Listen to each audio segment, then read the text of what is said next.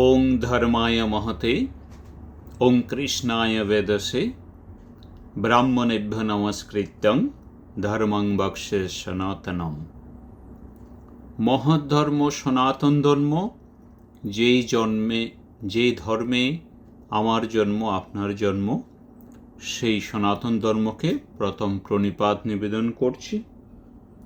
এই ধর্মের স্রষ্টা যিনি প্রাণ পুরুষ ভগবান শ্রীকৃষ্ণ, তার রাতুল চরণে আমার ভক্তি বিনম্র প্রণাম।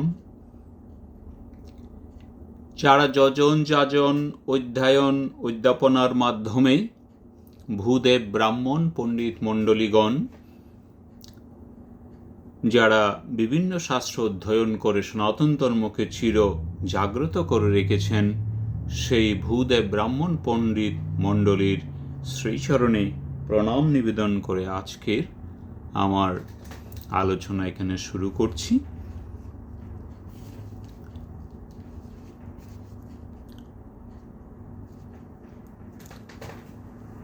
আমাদের শাস্ত্রে বলেছেন, প্রত্যেক দিন প্রভাতে আমরা সবার আগে দুই হাতের কর দর্শন করে আমরা সকল কাজ আরম্ভ করব। কারণ করের অগ্রভাগে দেবী লক্ষ্মী এবং মধ্যে মা সরস্বতী এবং করমূলে মধ্যভাগে ব্রহ্মা অবস্থান করেন। করাগ্রে বসতি লক্ষ্মী, কর মধ্যে সরস্বতী, করমূলে স্থিত ব্রহ্মা, প্রভাতে করদর্শনম। আমাদের হাতের যে 5টা আঙ্গুল আছে, এই 5টা আঙ্গুলের মধ্যে আমাদের বৃদ্ধাঙ্গুল হচ্ছে মোক্ষ প্রদানকারী, যেটা মোক্ষ প্রদান করেন। তর্জনী হচ্ছে শত্রু নাশ করেন। মধ্যমা কর্মসিদ্ধি প্রদান করে থাকেন। অনামিকা শান্তি প্রদান করেন এবং কনিষ্ঠা সিদ্ধি প্রদান করেন। আমাদের শাস্ত্রে আছে your fate in your hand, অর্থাৎ আপনার হাতে আপনার ভাগ্য। আমি অ্যাস্ট্রো অনির্বাণ শাস্ত্রী এই জ্যোতিষের বিভিন্ন বিষয় নিয়ে আমি আলাপ করব। আজকে আমি পামেস্ট্রি নিয়ে একটু আলাপ করব এবং জ্যোতিষশাস্ত্র সম্বন্ধে আমার আলাপ। শ্রেষ্ঠ সত্য নিহিত থাকতে পারে ক্ষুদ্র বস্তুতে, শ্রেষ্ঠ মঙ্গল থাকতে পারে যাকে আমরা অবজ্ঞা করি, শ্রেষ্ঠ আলো আসতে পারে অন্ধকার আকাশ থেকে, শ্রেষ্ঠ রজ্জু অর্থাৎ দড়ি তৈরি হতে পারে দুর্বল সুতা থেকেও। যদি কোনো বিজ্ঞান শিল্প কীর্তির প্রারম্ভেই নিহিত থাকে একটি উদ্দেশ্য, আর তার একটি অন্তিম লক্ষ্য থাকে মনুষ্যত্ব এবং জাতির উন্নতি, তা হল সেই বিজ্ঞান শিল্প বা কীর্তিকে তার যোগ্য মূল্য উৎসাহ প্রদান করা কর্তব্য। মানুষের প্রকৃতিকে অনুধাবন করবার জন্য যতগুলো শাখা আছে, তার মধ্যে সবচেয়ে শক্তিশালী মাধ্যম হচ্ছে মানুষের হাত পর্যবেক্ষণ, অর্থাৎ পামেস্ট্রি বা হস্তরেখা বিশ্লেষণ। এর দ্বারা মানুষ কেবল নিজের ভুলগুলো বুঝতে পারে তা নয়, তার সংশোধন করাও সম্ভব হয়। এর দ্বারা আমাদের দৈনন্দিন জীবনের যা চাবিকাঠি প্রকৃতি দেবী লুকিয়ে রাখেন, তার প্রকৃত হদিশ আমরা বের করতে পারি। অনেকে আছেন যারা স্বীকার করতে চান না যে তাদের জীবনের অনেক সময়, বছর বা জীবনের অনেক সময় নষ্ট হয়ে গেছে তাদের পিতামাতার ভুলে, অজ্ঞতায় এবং নিজের অজ্ঞতার জন্য। নিজেকে জানো, এই হলো প্রাচীন শাস্ত্রকারদের সৃষ্টি একটি সুপ্রাচীন কিন্তু শ্রেষ্ঠ কথা, অর্থাৎ নো দাই সেলফ, যা আজও আমাদের কানে বাজে। প্রকৃতির জ্ঞান দ্বারা আমরা প্রকৃতিকে শ্রদ্ধা জানাই।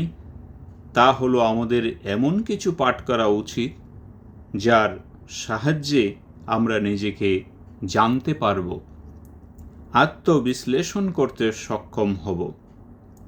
আত্মবিশ্লেষণ করলে বুঝতে পারব আমি কি উদ্দেশ্যে কি কাজ করতে পৃথিবীতে এসেছি। নিজেকে ভ্রান্ত বা বিভ্রান্ত মনে হবে না, তার ফলে মনুষ্যত্বের বিকাশ ও উন্নতি ঘটবে। উন্নতি ঘটবে, শক্তির সঞ্চার হবে, সময়ের তালে তালে বিশ্ব গরিমাময় হবে, অনেক অসফল ভগ্ন জীবন সফলতায় ভরে উঠতে পারে। আমরা দেখেছি জ্যোতিষকাল যুগ থেকে যুগে, কাল থেকে কালে সঞ্চারিত হয়ে চলেছে। এমনকি সবচেয়ে কঠোর সত্য এই জ্ঞানকে অবজ্ঞা করতে পারেনি কোনোদিন। কারণ শাস্ত্রে বলছেন সফলং জ্যোতিষং শাস্ত্রং, শিক্ষাকল্প ব্যাকরণ নিরুক্তং ছন্দ জ্যোতিষং। এই বেদের 6টা অংশের মধ্যে জ্যোতিষ খুব অগ্রগণ্য ভূমিকা পালন করে থাকে। আমরা গ্রহ নক্ষত্রের গতিবিধি, উদয় অস্ত, জোয়ার ভাটা থেকে শুরু করে আমাদের দৈনন্দিন যে কার্যপ্রণালী সব কিছু আমরা এই জ্যোতিষশাস্ত্র অধ্যয়ন, অধ্যাপনা, গবেষণা, বিশ্লেষণের মাধ্যমে আমরা সব কিছু আমরা জানতে পারি। সেই নিয়ম অনুপাতে আমাদের দৈনন্দিন কার্যাদি পরিচালিত হয়। আমরা প্রস্তুতিত আলো দিয়ে বিচার করে তাকে প্রকৃত সত্য বলে গ্রহণ করতে বাধ্য হয়েছি। অর্থাৎ ধর্মের বৃত্তিও কোনোদিন ভাগ্যকে বা জ্যোতিষ কাজকে অবজ্ঞা করতে পারেনি। এর মধ্যে সফল কিছু সাধন করা যায় নিশ্চিত। এটি হলো একটি সতর্কবাণী, একটি সাবধানবাণী, একটি ওয়ার্নিং বা একটা কশন মাত্র। অর্থাৎ একটা দিক নির্দেশনা জানিয়ে দেওয়া। তাকে অবজ্ঞা করব না আমরা তার সাহায্য নেব, কারণ এতেই সত্য নিহিত আছে। আমাদের ভালোভাবে এটি শিখতে হবে, অধ্যয়ন করতে হবে এবং বিভিন্ন পরীক্ষা নিরীক্ষা গবেষণার মাধ্যমে মানুষকে সঠিক তত্ত্বটা আমাদেরকে দিতে হবে। সেই সব বিধান আমাদের নিয়ন্ত্রণ করে তার সঙ্গে সংগ্রাম করার জন্য এটি শেখা ও শেখানো এবং আমাদের আত্মবিশ্লেষণের জন্য এই জ্যোতিষশাস্ত্র অধ্যয়ন অত্যন্ত গুরুত্বপূর্ণ। এই আমাদের হস্তরেখা এবং আমাদের জন্মকুণ্ডলিতেই সমস্ত কিছু নির্দেশিত হয়ে থাকে। সেজন্যই পৃথিবীর সব দেশে এই জ্ঞানকে ছড়িয়ে দিয়ে এবং প্রকৃত জ্যোতিষ কি তার গবেষণা এবং জ্ঞানলব্ধ জ্ঞানগভীর আলোচনা আমরা পৃথিবীব্যাপী ছড়িয়ে দিতে হবে। তাতে আমাদের পরম কল্যাণ সাধিত হবে। সেই মহৎ উদ্দেশ্য সাধনের কল্পে সঠিক বিচার বিশ্লেষণ এবং আমার অভিজ্ঞতার আলোকে আমি আপনাদের অ্যাস্ট্রো অনির্বাণ শাস্ত্রী, আমি আপনাদের সাথে আছি। আমি চেষ্টা করব আমি সব কিছু বিচার বিশ্লেষণের মাধ্যমে সঠিক সমাধান দিয়ে যাতে মানুষের কল্যাণ হয় সেই জন্য সকলে আমার সাথে থাকবেন। আমার অ্যাস্ট্রো অনির্বাণ শাস্ত্রী পেজটা আপনারা সাবস্ক্রাইব করবেন, লাইক ফলো দিয়ে শেয়ার করবেন যদি ভালো লাগে আপনাদের। আপনারা সবসময় আমার পাশে থাকবেন এই প্রত্যাশায় রইল। সর্বে সং মঙ্গলং ভুয়াৎ, সর্বে সন্তু নিরাময়া, সর্বে ভদ্রাণি পশ্যন্তু, মা কশ্চিৎ দুঃখ ভাগ ভবেৎ। সকলের কল্যাণ হোক, সকলেই ভালো থাকবেন। জয় মা।